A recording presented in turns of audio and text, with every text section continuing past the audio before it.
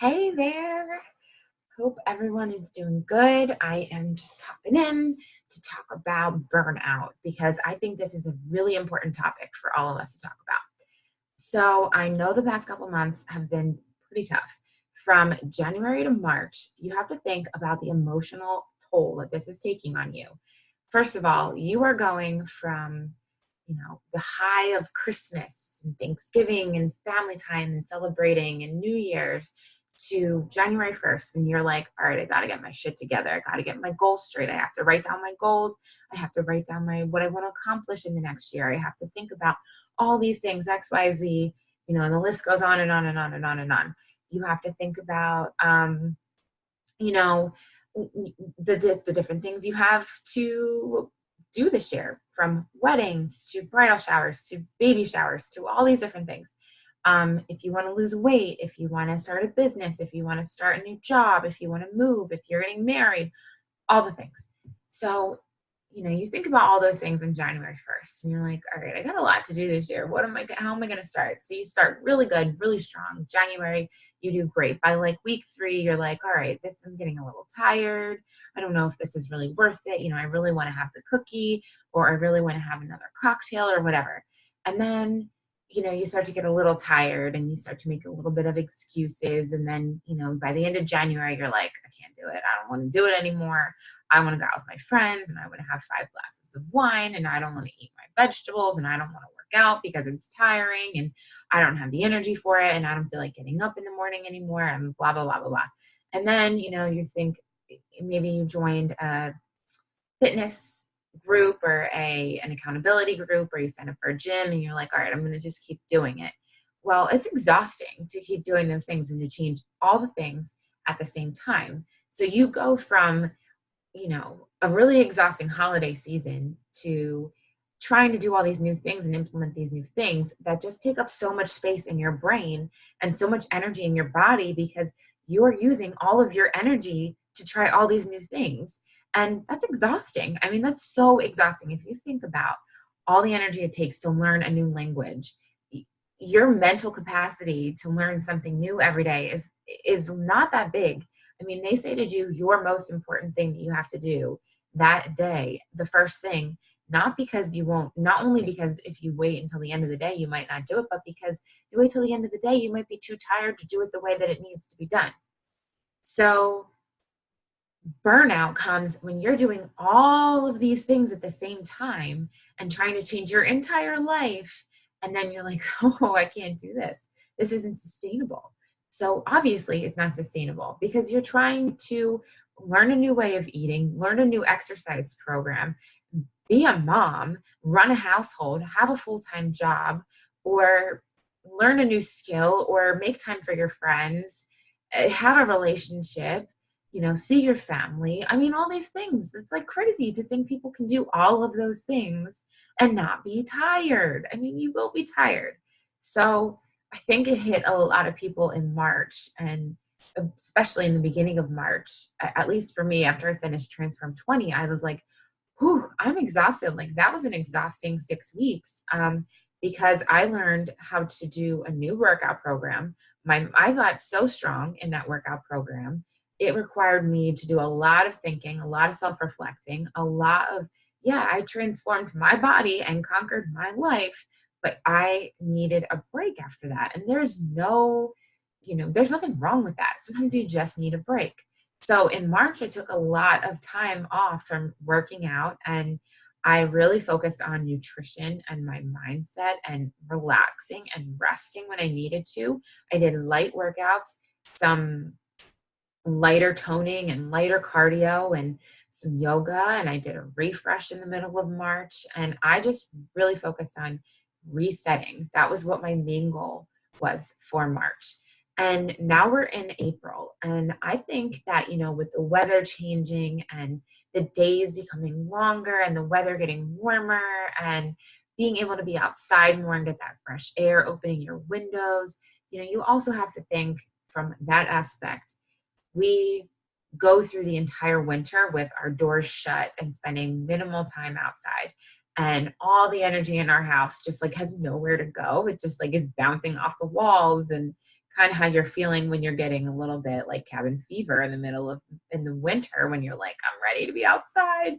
Your energy in your house is like, where do I go? I just need a place to like escape. I can't get out the door. I can't get out the windows. Like, it's time for us to open our windows and refresh our home and get the fresh air in and get out of the circulated air and the circulated energy. If you're feeling like you're at a wall and you're stuck and you're feeling like you have low energy, get your windows open in your house. Open the window in your car and put the heat on. Spend 5 minutes at night, just even 30 seconds at night, stand outside and just take a deep breath in under the stars and just embrace life. That is what this spring is for. It's to embrace the life.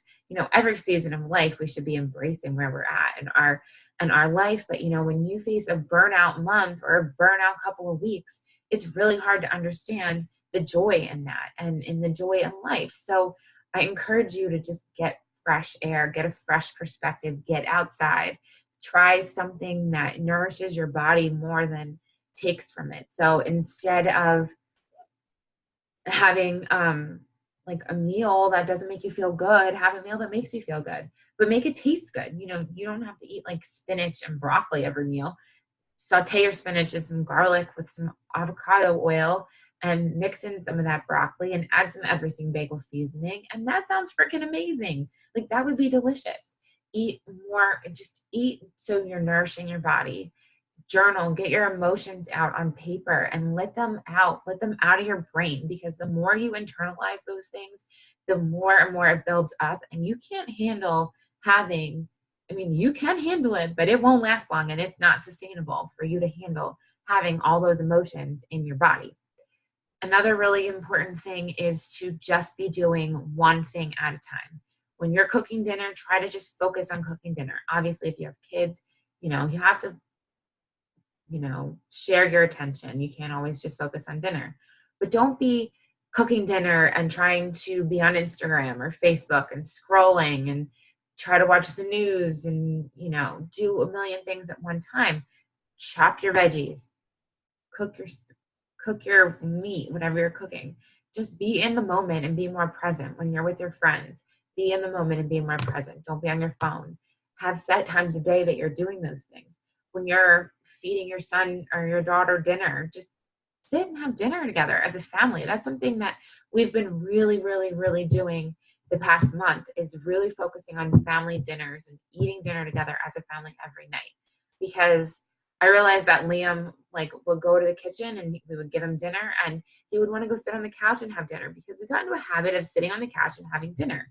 And that's not a good habit to be in. We should be sitting at the table having dinner and talking, because if we get into these habits now, it will only benefit us, in the future, and it will only benefit Liam, because he'll be used to sitting and having dinner as a family every night, instead of doing that once in a while and not wanting to sit at the dinner table with us. So it all starts with small, small steps. Make them tangible. Look at the next month. What do you want to accomplish this month? Just one thing. Or, this week, what do you want to accomplish this week? Pick one thing you want to accomplish this week and go for it. Go all in. If it's sitting down for dinner together one night this week, then do that. If it's making one home cooked meal, do that. If it's packing your lunch one time, pack your lunch one time. If it's cleaning out one closet, clean out one closet. If it's doing one workout, do one workout. Just set a tangible goal for yourself for this week and go in pockets. This week I'm going to do this. Next week it's going to be this. The following week, and before you know it, all these little habits you've been working on each week will be a habit that you just created, and you're going to have accomplished so much this month because you broke it down into pockets that you can use that are sustainable to your life, that aren't going to just continuously take your energy. You tackle one thing, you go to the next thing, and you go to the next thing, so you don't have to use all this energy to try and figure out all these different things to do. You use all this energy to do one thing and it gets done. And then you use all that energy to do the next thing and the next thing and the next thing. So if you're facing burnout, try those tips and try to use those tools that I just talked about, and Let me know what you think. Let me know how you're feeling, if you need more help with the burnout, because I know that it is a real thing and we all feel it. And you know, you're feeling burnout if you literally wake up in the morning and you are tired and you feel like you don't have any energy and you don't feel like you just don't have energy to do anything. You don't want to do anything. You make a plan with a friend and you're like, I really don't want to do this because you're just tired. You want to see your friend, but you'd rather sit on the couch. That is a sign of burnout. If you have stacks and stacks of things on your kitchen counters and on your nightstand and just like things piling up, that's a sign of burnout.